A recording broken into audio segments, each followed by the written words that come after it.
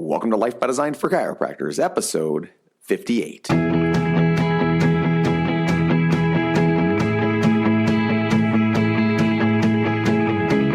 Welcome to Life by Design, the podcast for chiropractors. Here's your host, Dr. Jamie Richards. Hey guys, it's Dr. Cratio here. I know that you're used to hearing Dr. Jamie's voice intro the Life by Design for Chiropractors podcast.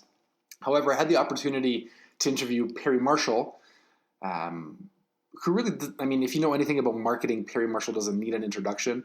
He's one of the biggest marketers in the world, specifically known for Google Adwords and his other book, 80/20 Marketing Principles. It was a real honor just being a student of marketing and always trying to sharpen my skills. It was a real honor to sit down with him and to pick his brain about chiropractic. I took a whole bunch of notes. I really hope that you guys find this as valuable and as important as I did. So without further ado, welcome, Perry Marshall. Hey, welcome. I'm glad to be on your show. Thank you for having me as a guest. We're going to peel back the layers and find some profitable nuggets today, and really appreciate being here. Thank you. Yeah, my pleasure. So for the probably 7 people who are listening to the podcast that have no idea who Perry Marshall is, why don't you go ahead and talk a little bit about what it is that you do and how it is that you help people market their product? Well, people online know me best as the guy that cracked the code on Google Adwords and wrote the book on it.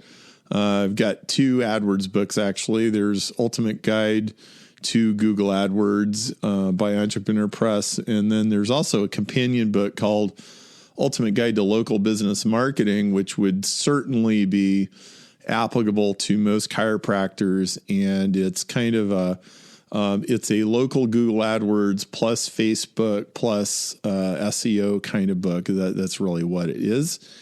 And people also know me for my book, 80/20 Sales and Marketing, which I think is that's my manifesto on how marketing and sales ought to be done. It's the book that I wish I had 20 years ago when I got laid off my job as an engineer and got thrown into the lake as a sales guy and had to make it work. And so, I'm actually sure that a lot of docs can relate to my story, because you get out of chiropractor school, they don't usually teach you very much about practice management or marketing or the bizarrities of human psychology. So yeah, you know about subluxations and stuff, but that doesn't mean that the nitty gritties, right? About how to deal with how to get people to give you money, man. Like, how do we do this, right? And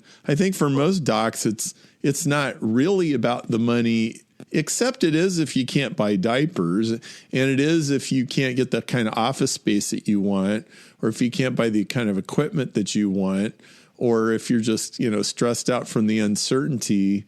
And of course, most docs also, they got a message to get out there, right? The deck is sort of stacked against you. There's all the insurance menagerie, and there's the medical system and the reductionist way of practicing medicine, and all that's kind of running counter to a holistic view of medicine. So, and you're trying to help people get healthy, and you're trying to have healthy families and healthy spines and all of that. So all of those are good reasons to be good at marketing. So, let's just dive in. So let's pretend that let's pretend that you just graduated right now and you hung up a shingle, you have your practice, nobody's coming in. What would be the first thing that you would do, knowing what you know about marketing?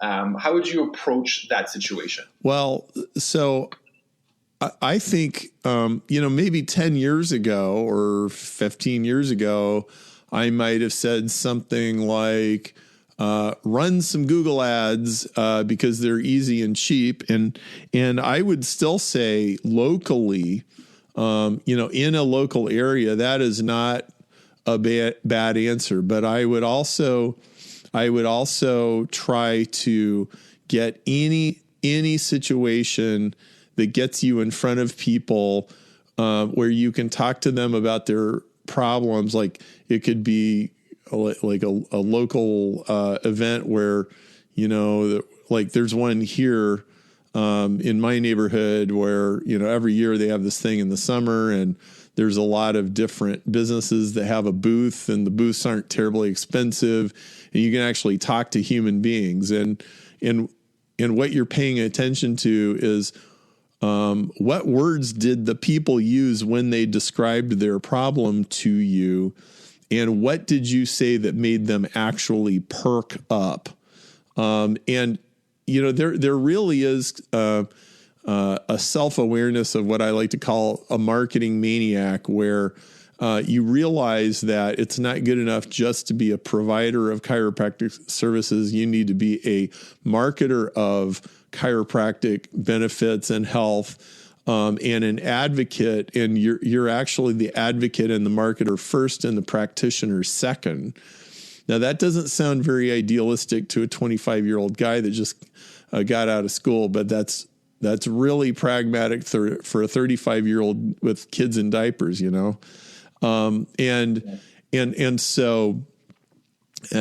you're looking for, well, what is the word or phrase or things that I can test in my ads or in my conversations that enters the conversation inside the person's head?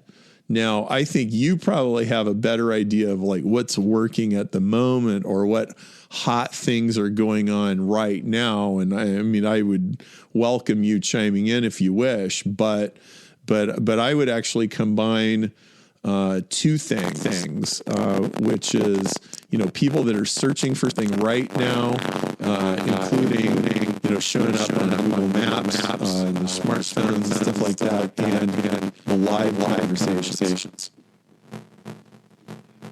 I think one of the problems, and I would love to hear your thoughts on this. I think the problem I think this is more an 80-20 conversation, but when docs get in front of people, I think they're going for the throat a little bit too quickly. I don't think there's this progression from just having a casual conversation into a lead, into a warm lead, and then into somebody who buys eventually.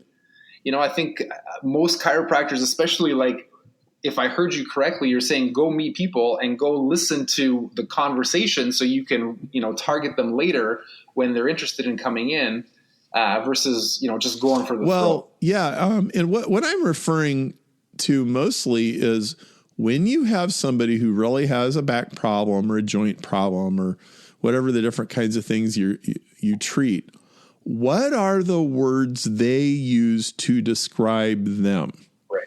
Right. And what words that you use do they actually repeat back to you, or what, words and phrases, or, sometimes they'll you'll say something, but they'll say it back to you a little differently. That's actually very telling. It's because one of the most basic principles of marketing is entering the conversation inside the customer's head. If they're not already thinking it, it's really hard to get them to think a brand new thought. Fortunately, there's people that wake up in the morning every day, open their eyes, and they feel that heaviness or that pain or that ache or that joint or the pinch in their neck or whatever, right? And then they say something to the cells about it, like, man, like I could deal with that boss so much easier if my back wasn't killing me every day, or if I didn't have to stand up every 15 minutes and try to straighten myself out, whatever the case may be. There's really being attuned to the language that gets people to engage. I don't have any problem at all with engaging with them right away, being willing to treat them right away. Hopefully if you got that booth at the summer festival, then hopefully you're talking to people that have immediate problems right now, and you can help them right now. And look, the best thing you could possibly do in a situation like this is, hey, I can make you feel a little bit better in 3 minutes. Would that be okay? Most people are going to say yes. Most people are going to be fine with that, right? And then you can invite them to come in. But you need some kind of way of onboarding them and making it easy and not non-threatening. Now, I've had a number of experiences with chiropractors. When I was, I was in my mid-20s and I threw out my back, which was quite a shock. Like, I didn't know this could happen, Yeah, I know this happens to other people, right? And I go to this chiropractor and I always felt this kind of mercenary feel from this guy, okay? But then I've had, I think, 3 other chiropractors since them, and I liked all of them. And I never felt like they were just trying to twist my arm or like just get me on the chiropractic bandwagon for the sake of being on the chiropractic bandwagon. Like, I liked them, so, that I think that's what you're referring to, right? It's, do you have a friendly relationship with your patient? Our whole family went to this one guy for quite a while, and then he sold his practice to another lady, and we like the lady and we go to her too. So, you can have a great relationship with your patients. How much, when it comes to marketing, how much of it is listening versus talking or communicating back? Well, at the beginning, it's almost all listening. Now, eventually, when you really know the language and you really know what people are saying and doing, well, then it is more about talking and pushing things out in the media and being interesting. But yeah, listening is a very big deal. And I'll give you a little online formula. I talk about this in chapter 21 of 80/20 Sales and Marketing. Even on a website, there's this golden formula. And this works on the web. It works in an email. It works in person. Okay. And it goes like this. Number 1. What is your biggest challenge with X today? Your back, your neck, your aches and pains, your psoriasis, whatever, right? What is your biggest challenge? Okay. And then you ask for an answer. Number 2, how hard has it been to solve this problem? And on an online form, we do this in surveys all the time. It works really well. And in a minute, I'm going to tell you a really cool thing that you can do with this. But how hard has it been for you to solve this problem? Not very hard, sort of hard, very hard, right? Like radio buttons. Okay. Then the third question is, what would it mean to you if you could solve this? Well, so the first question, you're telling them, they're telling you what it is that's really, really bothering them, right? Because you asked them, what's your number 1 problem with? Right. Number 2 is telling them the degree of severity, which I like to call the bleeding neck. And if you could bookmark the phrase bleeding neck, I want to circle back to that, okay? Yep. And that's a really important one. That actually tells you which ones are going to buy. Right there. Basically, only I've been looking really hard for a solution and I can't find one. Those are the only ones that are almost certain to buy. Okay. And then when you say, what would it mean to you? Then they're going to tell you all the emotional language of how it connects to the rest of their life and their kids or their job or even just their internal feelings.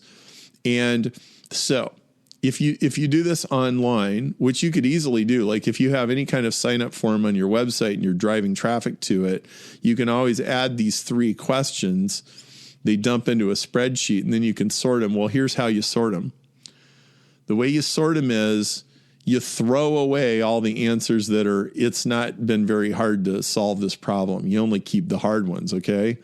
And that gets rid of 3/4 of them right there. It's that's 80/20 rule. It gets rid of the 80% that's only going to spend 20% of the money. Okay. Right.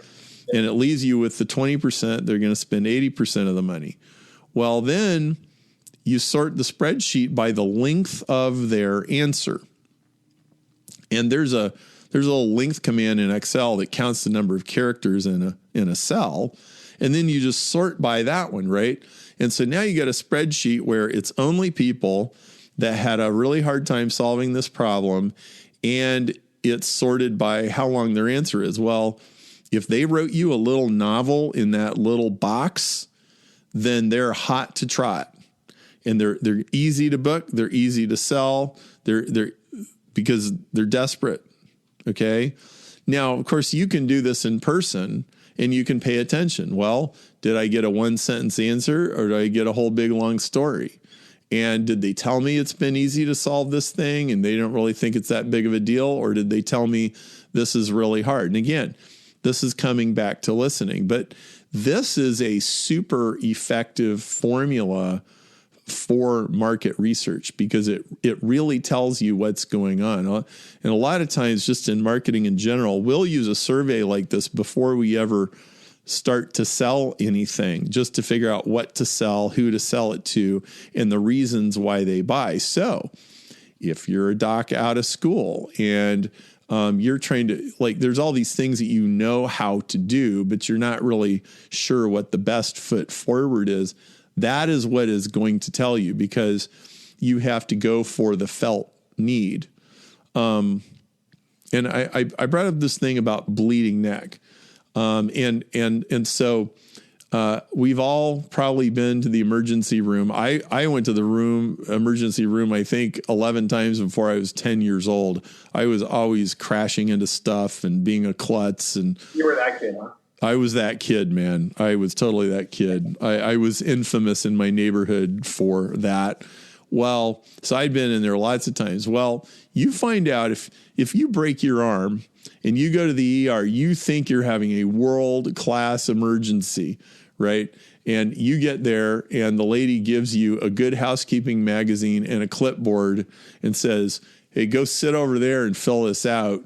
And then you fill it out and you give it to her and then you sit there for 2 hours, right? Watching really bad TV shows with all these other people that you don't know, right? But if a guy walks in with a gunshot wound and blood is squirting out of his aorta onto the ceiling, they're not going to give him a clipboard. They're just going to take him right in and they're going to start treating him, okay? And that's what I call a bleeding neck. And in marketing, the bleeding neck is the urgently felt need and the reason why they're going to buy and the reason why they absolutely have to get this problem solved right now or else. Okay. Yeah. And that's what drives sales. There's actually 5 things. My friend John Paul Mendocha calls these the 5 power disqualifiers, and they're the 5 things that are always true every time you sell anything. And here's what they are. Number 1, they have a bleeding neck. They have an urgent problem. Number 2, they have the money. If they don't have the money, they're not going to buy. Now, for idealistic people, I'm an idealistic person. When I first got into sales, I had this idea, I don't know where I got it. It was just this hope or desire that I had that if I sing Kumbaya with them long enough, the money will somehow show up. I think we all had that. Oh my goodness. No, if they don't have the money, they ain't buying the stuff. Right. And then I'm sure all kinds of docs get into stuff where they're like giving away treatments. And then funny thing, how the patient they don't even do the exercises, or they don't do the stuff, or they don't do the twists or the curls or whatever. They don't change their diet because they're not paying the money. There's this amazing thing that happens when people pay a lot of money for something is they respect the service provider. And this is another thing it's hard for young idealistic people that want to help the world. They don't know that human behavior change is caused by pain and suffering. Right. Okay. So if they're treating their body like crap and then they get pain and suffering, they might change if they come to see you. They might change even more if you charge them. And I think one of the worst things that you can do, especially in business, is try to alleviate pain and suffering without charging for it. If you're going to not charge for pain and suffering, you need to go to the poorest people in the world who absolutely couldn't possibly afford to pay you, not the ones that have an Xbox and TV set and cable and, and iPads and everything else and are eating 3 square meals a day and are overweight. Like those people, you should never do anything for them for free. So before you move on to number 3, can I ask you how you overcame that belief? Like what happened where you were like, you know what? Like I've had enough of this. Well, I needed an alter ego in order. I almost needed a father figure. And I'm saying this with, looking back 20 years and probably being a lot more self-aware now than I was then. Okay. Sure, of course. The way that I actually started to overcome that was when I wandered into the world of Dan Kennedy, who is a real hard ass guy. Okay. Right. Yep. And I started paying attention to how he sold. And his attitude is, if you're not going to pay me money, I'm not interested in you. Okay. This is a business. This is not a charity. Okay. And if you're willing to pay a premium price, I will give you an absolutely premium experience, but it was value for value. Right. And I, after a while, I just sort of got Dan inside my head. And I have my own students, tell me very similar things. Like I've got this one couple, they actually run a lumber distribution company, and they were in a really bad financial spot, and they sat down and they had a what would Perry say meeting with each other. And nice. They actually rescued their company. Well, I have a very consistent voice, as all good leaders should.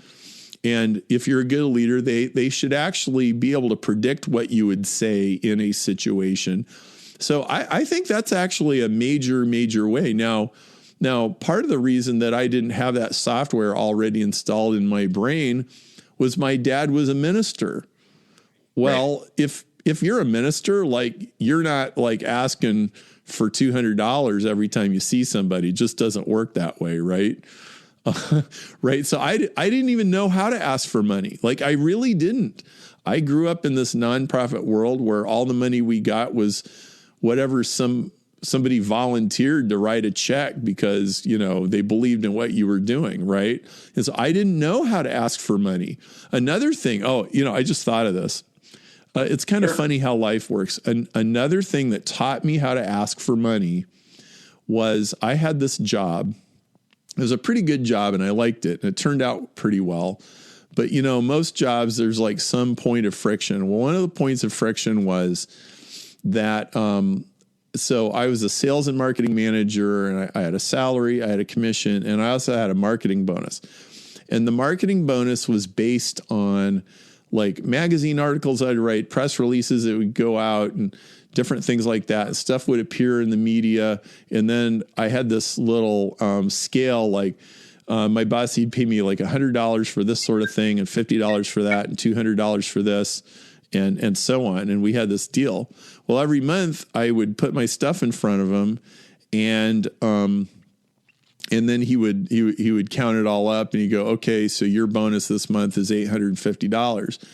Well, he almost always disagreed with me. I thought it was pretty black and white, but he almost always disagreed with me about how valuable something was. So I ended up negotiating with Mike every time I did this. I got such thick skin on me that I just wasn't like, okay, all right, here we go. Like I just got off the phone with my wife. The mortgage is due. The electric bill is due. She's wondering how big the paycheck's going to be. And I got to go talk to Mike.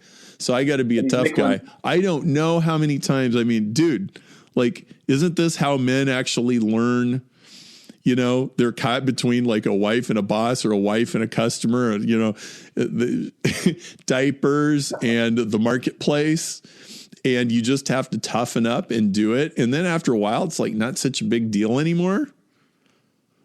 Yeah, it starts to become fun, right? It does, and what I also think of is like, you know what, the movie Beauty and the Beast is really about. It's about a woman taking an ugly but good-hearted man and making him handsome, which is really what's supposed to do every time a man marries a woman. Is she's supposed to kind of polish him up and make him presentable to the world, right? That's what that fairy tale is really about.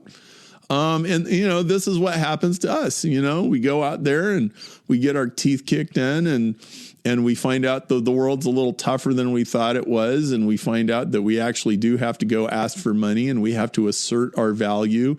We have to assert our authority, and we have to become men instead of boys. And of course, there's a female version of this too. If you're a female chiropractic, you still have to have big balls, right? And that's okay. And that's how I learned. Going back, what was number 3? So 5 things that drive the sales: bleeding neck, the money, and we got off on this massive tangent. So let's bring it back. Yeah. Okay. So number 3 is they buy into your unique selling proposition. Okay. And unique selling proposition is the answer to, why should I come to your chiropractor clinic instead of any and every other chiropractor in town? Okay. Now, fortunately, you don't have to compete with every chiropractor in the United States or the whole world. You only have to compete with the ones they can drive to, but you have to have a USP. Now, it could be your bedside manner and your personality and what a great guy you are, what a great gal you are, and that's okay. But really, I was going to ask you actually if personality was one of the is. Oh, it is. It is for sure. But I think you ought to have some like logical, defensible, rational, like, well, this, like I do these kind of procedures or work on these kinds of problems. And especially like if there's one thing that you are just incredibly good at, I mean, maybe it's kids who fell down the stairs, or maybe it's babies, or maybe it's maybe it's knee pain. Maybe you're like the best knee pain guy in Tulsa, Oklahoma, bar none. No, like on that food show, Gordon Ramsay tells restaurant owners, he says you almost always tells them, you have too much stuff on the menu, and you don't have 1-star dish. Basically he says, if you have the best lasagna in Golden, Colorado, then you will fill your Italian restaurant with people. You can do it with one good dish, and man, you work on that lasagna until it is spectacular. Right. Sure. And now that's 80-20. That's 5% of your menu driving 50% of your restaurant traffic. Well, the same should be true of you as a chiropractor. So yes, it's good to be a generalist. It's good to know how to handle anything. As a marketing guy, I can handle almost anything. There isn't any marketing question that you could ask me that I couldn't probably give you a really good answer. But I'm basically known for Google Adwords. Actually, for years, it was like Google AdWords, Google AdWords, Google AdWords, Google AdWords, like peas porridge hot, peas porridge cold, peas porridge in the pot, 9 days old, like over and over and over. Okay. Eventually I moved to 80-20, and that's really more what I'm known for now. It was like Perry's the 80-20 guy. You have to have an identity. Like people have very little room in their lizard brains and their Homer Simpson brain. They can't remember 16 things about you, no matter how great you are. They cannot. They will remember one thing about you. So what's the one thing they're going to remember? And you really need to decide what that is. And that's it's the tip of the spear. And that's how you should approach USP. Now, number 4 is, this is an interesting one. They have the ability to say yes. Okay. Now, when you're selling to families, you have to sell to the person who actually, so how many times, like this might be more common with insurance or other things, but like, the guy's not going to buy the thing unless he checks with his wife. Like or the wife is not going to buy the thing unless she checks with her husband. So if you're selling to the spouse or the family member who can say no but can't say yes, you're selling to the wrong person. You need to sell to the person who can say yes. And of course, in corporate sales, this is huge, right? You're selling to some engineer, but he actually has to go to his boss, who has to go to the purchasing agent. It's like, it might be the engineering manager that actually makes the decision. It's not the guy. So you spend all this time selling to the guy, and he goes, well, that's really great, but I can't approve this purchase. So you got to talk to somebody else. And then it's like, well, go back to the beginning and start all over. Right. Number 5 is fits into their overall plans. Now, these 5 things, bleeding neck, money, USP, ability to say yes, overall plans, those 5 things are always true every time anybody sells anything. Now, one of the things, about bleeding neck, what bleeding neck tells you, bleeding neck is the 80-20 of who's going to give you the money. It's the 80% of your money is going to come from the 20% of the people whose necks are bleeding the most. Okay. Well, the other thing about 80-20, so let me back up and talk about, just in case somebody doesn't know, 80-20 says 80% of your results come from 20% of what you do. And the other 20% of your results comes from 80% of what you do. And this is true all across everything in life. It's true of the size of files in your hard drive. It's true of the traffic and streets in your town. 80% of the traffic is on 20% of the streets. And it's true of the size of craters on the moon. It's true of the list of problems that you treat in your office. It's true everywhere. Okay. Well, if you look at the 80 and you look at the 20 is 16 times more powerful than the 80. It's 16x. The effective part versus the ineffective part, it's 16. Well, this applies to the urgency of problems. And what it tells you is prevention is 16 times harder to sell than cure. And it makes you less money. Now, I know how good and virtuous it is to do prevention. We all get that. I totally get that. But prevention is very hard to sell, very hard to extract money based on prevention. Your practice should be, the money makers in your practice need to be bleeding necks, urgent problems, people in pain, and that will pay your bills. And then once you've dealt with that, then you can think of the prevention as you're doing good in the world. And it's actually the bleeding necks that pay for you to be the prevention guy.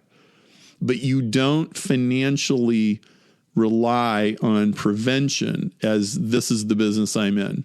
Otherwise, you'll be poor. Right. I'm interested to hear your thoughts to go back to USP. Because it seems like, the whole profession of chiropractic as an identity is struggling because there's lots of chiropractors that do 10,000 different things. Well, right. Well, that's just like there's lots of restaurants that do 10,000 different things. But, look, we've all been to the Greek restaurant that has an 8-page menu with 37 things on each page. And whatever that multiplies out to, it's like, 250, items, right? We've all seen that. Right. And it's always mediocre. Right. Like, who's kidding who? You can't be good at 87 different medical or chiropractic things. You can't do that. That's the lasagna thing. Like, okay, how about be really, really good at 3? And then like these 3 things that you know how to do, anytime that comes up in any conversation in your town, somebody's going to talk about you. Other docs are going to talk about you. Other medical professionals or massage therapists or whoever. Right. And so like I couldn't subdivide like all the specialties within chiropractic. You could. I if I tried to give you really good examples, I think I would stumble, but I'm pretty sure everybody knows what I'm talking about. Like just get really good because they have to know you for something really specific. So what is your lasagna dish? just to kind of change gears a little bit, how many hours or how much time do you still spend learning your craft? How involved are you in going to seminars and seeking out, coaches and perfecting what you're doing in marketing? A lot. I always tell people I wouldn't be caught dead not in a mastermind group. And I'm in at least 2 at the moment, maybe 2.5. And that's about right. That's about right for me. And that means that I actually spend, maybe a week and a half a year engaged in those activities. So what percentage of that? That's like, 3% of my 3 or 4% of my actual complete focused time. Like, this doesn't include reading books or anything else. I mean, I probably spend 10 or 15% of my time at least sharpening the saw, and I pay for it. And I always try to be the dumbest guy in the room. Now, it takes a little bit of work to do that at my level but I still am the dumbest guy. Like, in very specific contexts, I'm still the dumbest guy in the room because I try to go places where it's a little bit outside of my normal wheelhouse. Like, I'm probably good enough at copywriting, or I'm good enough at basic marketing strategy. But when it comes to business strategy, like 2 weeks ago, I was in London and I sat down and talked to a venture capitalist, and he's sitting there managing millions and millions and millions of dollars. I'll guarantee he knows stuff I don't know. I've seen a lot of stuff, and, I don't think he's smarter than me, but he definitely knows more about certain things than I do. And I can definitely learn from him. And so in that sense, I'm the dumbest guy in the room. I'm certainly the dumbest guy in that room when it comes to venture capital. And boy, I buy books all the time. In fact, we have a little free library in our front yard. And you know what the purpose of that thing is, actually? It's to get rid of the bottom stack of the books so that the top of the stack can get filled up, because I only have so much room in my house. And this is why I have a little free. It's not out of some altruism or anything.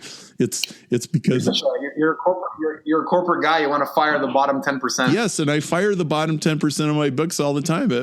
In fact, every couple of months, I'm walking around with my headphones on, talking to somebody on the phone, and I'm, maybe it's kind of mindless, or I'm on hold or whatever, and I'm like, okay, this book, I'm not going to read that. I don't need that, right?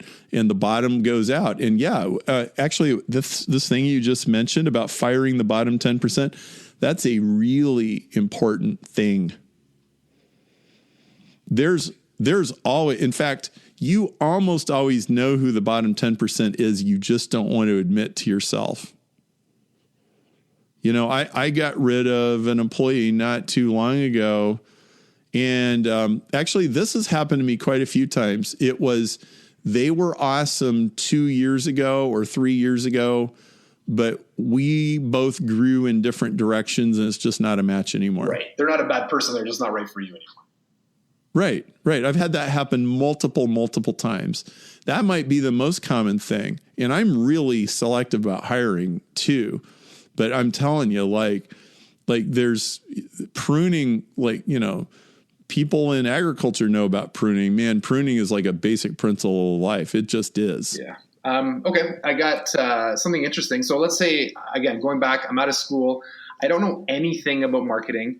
You can't recommend your own books. What are the three books that totally did it for you as a marketer, or what are the 3 that I really need to read in my lifetime to get at least decent at marketing? Well, the first one isn't really a marketing book, but I think you should read it anyway. And it's called The 80-20 Principle by Richard Koch. Now, I have 80-20 sales and marketing, but if we're crossing that off the list, read that book because 80/20 is absolutely everywhere, and you can always fix a business by knowing 80/20. You can always get more out of a situation by recognizing where the 80/20 lever is in the situation. Okay. So that would be one. Okay. Another major marketing book is Positioning the Battle for Your Mind, which I think is from the 1970s. And I am a great believer in the idea that, they're really about like 10 books that you need to read. And if you read them 5 or 10 times, you actually know most of what you need to know. I'm not a believer in the idea that you just need to voraciously read anything you can get your hands on. I believe in the classic books. Now, another classic book that every marketer should read is a double book called Scientific Advertising and My Life in Advertising, which are sold together as a pair, like in one binding, by Claude Hopkins, which goes back to the 1920s. And that is a brilliant book. And like, he's the guy who invented coupons.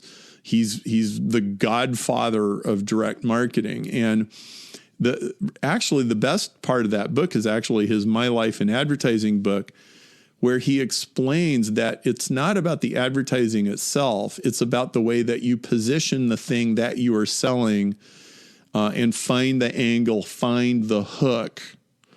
It's a brilliant study in that, and it's still good. So those would be definitely, like, you couldn't possibly go wrong with those 3 books. It's interesting. It reminds me of when I was listening to Dan Kennedy talk one time about, I'm going to totally butcher the saying, but about how principles never change, strategies sometimes change, and tactics are always changing, or whatever he said. Oh, that's right. It's true. Right. Like, the books from the 20s are still valid, almost 100 years later. Well, yeah, and I'm actually kind of obsessed with this idea of principles over techniques because the problem with techniques is that, you do them, you get all excited about it. And by the way, as a marketing guru, I can tell you, people pay all kinds of money for a technique that'll get you an instant result that doesn't work next week. Like SEO is just infamous for this. And my assertion is that, first of all, like one of the major kind of skills that you want to develop in your life is the ability to distinguish principles from techniques, so that you can immediately put them in categories. Like you sit in any seminar, any class, or read any book, and you sit there and go, okay, this guy just told me something really cool. Is that a technique? They'll probably might not work next week, or might not work in Venezuela, or might not work in Alabama, or might not work on Google next week, right? Or is it a principle that's probably going to still be true in 100 years? Now, most people never even ask that question. If you ask that question about everything that comes into your brain, well, you'll be ignoring 3/4 of it or 80% of it right off the top, and just zeroing in on that stuff. And if you build your life on principles, you will do so much less rebuilding and patching and remodeling and buying and selling and flipping and all this other stuff, because life is too short to just be doing these temporary things. It's interesting. I don't know if you know who Ray Dalio is, but he just his book. That's exactly what his book's about. It's about learning the principles of success from successful people, so that you have this strategy of being able to apply them to all these different situations and knowing how to be successful. Well, I'm hoping that book is an indicator that the pendulum is starting to swing the other way. The fact that book is selling really well, and it's called Principles. Because really, like, I feel like the pendulum has swung so far in the direction of the just shallow, immediate, ephemeral Facebook post, here today, gone tomorrow, Twitter mentality. Like, you can't, and in fact, this is a whole, and this is a whole nother department, but like, I think most people are totally way overloaded on social media. I've been doing this thing with my members, which, in fact, we have a program called 30-Day Reboot that we go. We run every few months. It's at perrymarshall.com/reboot. There's a sign up page where you can get on the waiting list. We're not running it right now, but we will in a few months. And it's a massive digital detox. And like the first thing we tell people to do is delete the Facebook app off their phone. And now what's that about? Well, let's just ignore for the fact that half the information on Facebook is irrelevant or unreliable or false or whatever. Let's just set that aside.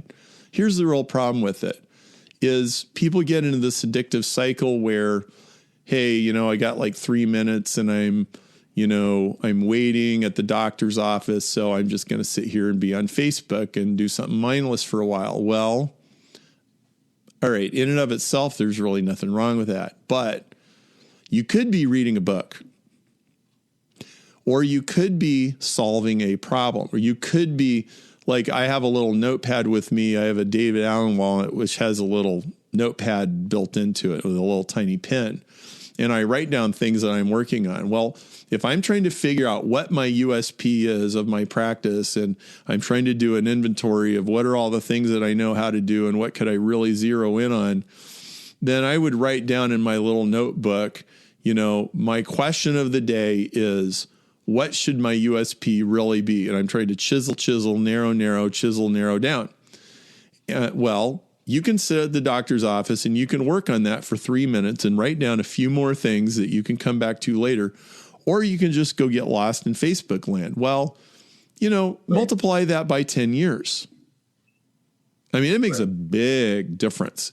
And I mean, my peer group and the people I hang out with, I know millionaires and billionaires, and like, these guys are not sitting around on Facebook. I can tell you that. They sometimes lapse into it. I'll give you that. But, usually they're very serious about their health. They're serious about fitness. They're very serious about whatever they put into their brain. They're extremely focused. They're merciless about delegation. And this guys that make $1 million a year, right. This is how they are. Right. Well, this has been awesome. So as we're wrapping up, I'm going to ask you one more question. I'm excited to hear what your answer is. It's totally off tangent. And then once you finish talking, just let people know, what's going on, how they can find you, what products you have, and what's the best way to get involved if they want to get involved with you. So the last question is, let's say that, your family is obviously safe. They're not involved in the situation at all, but there's a fire in your house and everything's going to burn down, and you can only grab 3 things from inside your house. What 3 things are you going to grab as you're running out? I grab my journals. That's like top of the list. It's probably one of the hardest things to replace. Probably have to admit I grab my computer because I know it is backed up and stuff, but, I'm not too sure, but one of my hobbies is building stereo equipment, and I'd probably put one of my favorite projects under my arm as I ran out of the house, and maybe I'd change my mind later, but that's what came to the top of my brain. Nice. Perfect. There's a reason it came up top. Well, yeah, it's got me in it. I'm invested in it. And by the way, like, I think you should have hobbies where you can get lost and like time disappears. I really think you should. In fact, I call that Renaissance time.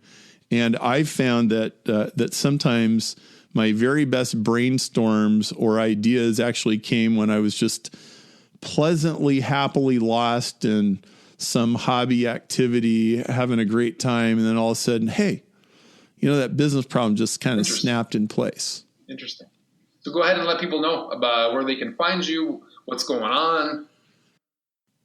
If you go to perrymarshall.com/8020, you can get 80/20 sales and marketing for a penny plus shipping, which is $7 in the US and $14 international. It's about $10 less than it is on Amazon. It comes with extra stuff. And that book will change your life. It's got almost 400 reviews on Amazon, like 4.7 stars. It really will change your life. And you'll see the world, like you will not be able to look out the window and not see 80/20.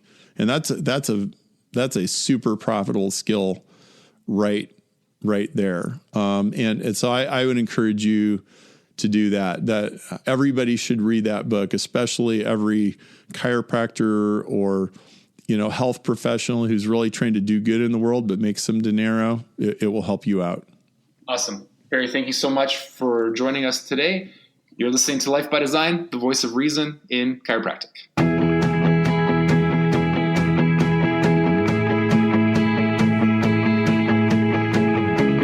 Welcome to Life by Design, the podcast for chiropractors. Here's your host, Dr. Jamie Richards.